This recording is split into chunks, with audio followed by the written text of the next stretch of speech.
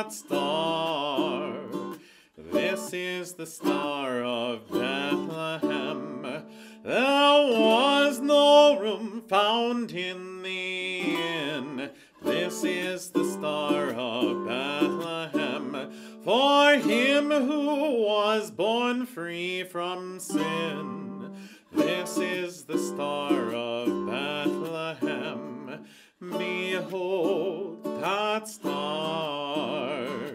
Behold that star up yonder. Behold that star. This is the Star of Bethlehem. The wise men traveled from the east. This is the Star of Bethlehem, to worship him, the Prince of Peace. This is the Star of Bethlehem.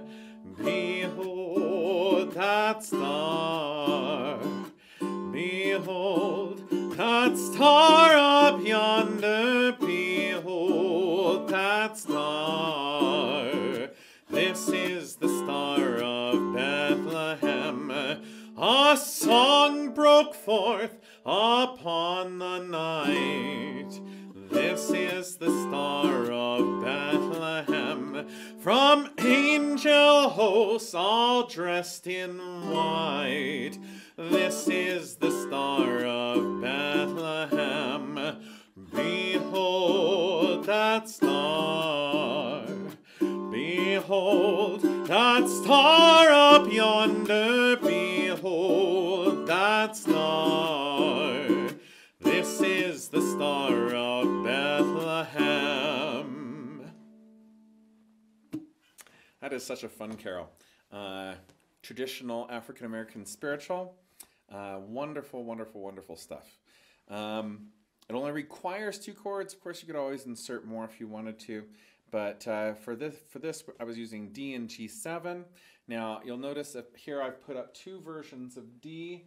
I was using this version, which you bar on the 2nd fret, and then put your pinky on the 5th fret.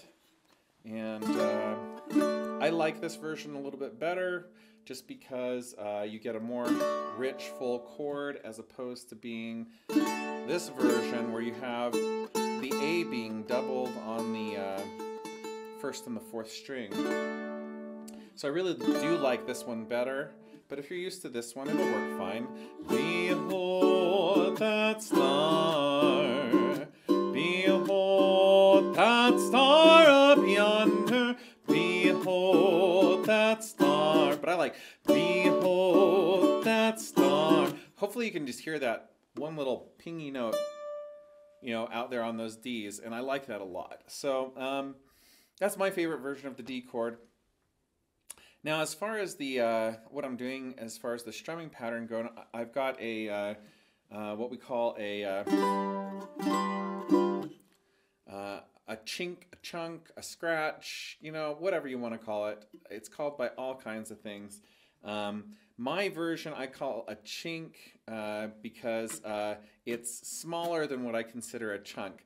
When people do chunks, you know, they're using all 4 fingers, and they're just like, you know, deadening it with their thumb, and then using all 4 fingers across, you know. And it's a bit chunkier sounding. My chink, which I like a lot, and I don't see a lot of other people doing it this way, is I'm using the fleshy part of my palm on this side, and I'm just flicking across the strings. You can hear that that's a smaller percussive sound. But you can do it a lot faster, I think, personally, than a chunk, right? Maybe I just haven't practiced the chunk enough to make it as fast as it should be. But here's a chunk, right?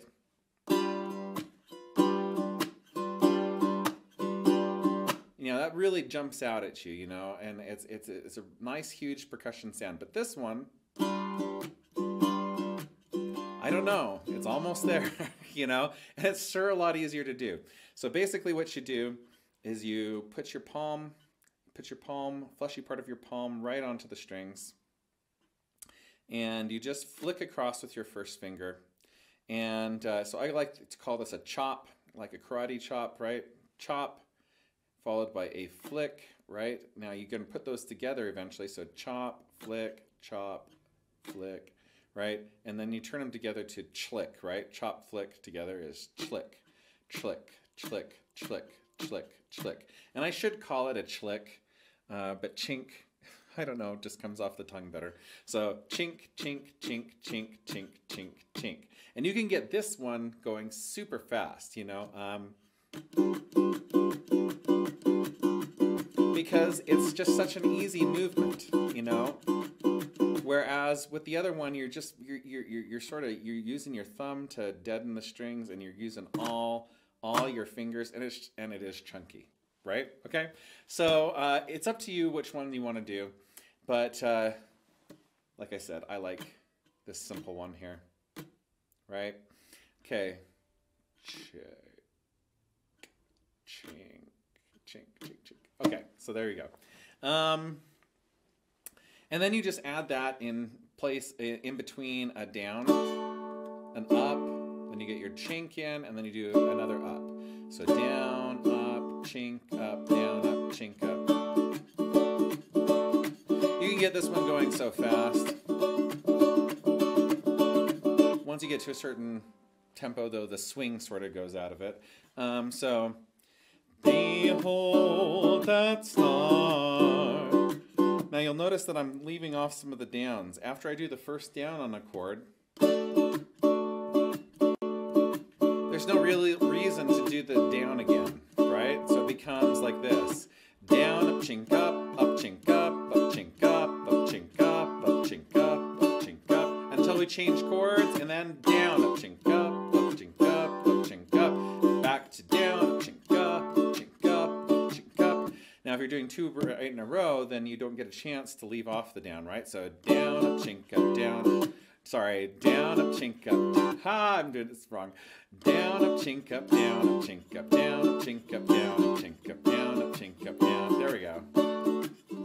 All right, so that is your down, up, chink, up, and with some up, chink, ups, right? Okay. It's a lot of fun to learn how to do that. I would suggest, if you're going to learn how to do it, go slow at first and literally dedicate a few practice sessions to just practicing that. And you don't even have to worry about what chords you're just doing. You go down, up, chlick, up, down, up, chlick, up. You know, just keep it nice and slow. Do that for half an hour during a documentary program that's not going to make you stop practicing, but keep your mind engaged, right? And your body's just going to get used to that movement and program it in. So there you go. There's down, up, chink, up with Behold That Star. Merry Christmas, and I hope you enjoy caroling, and go carol for people, right?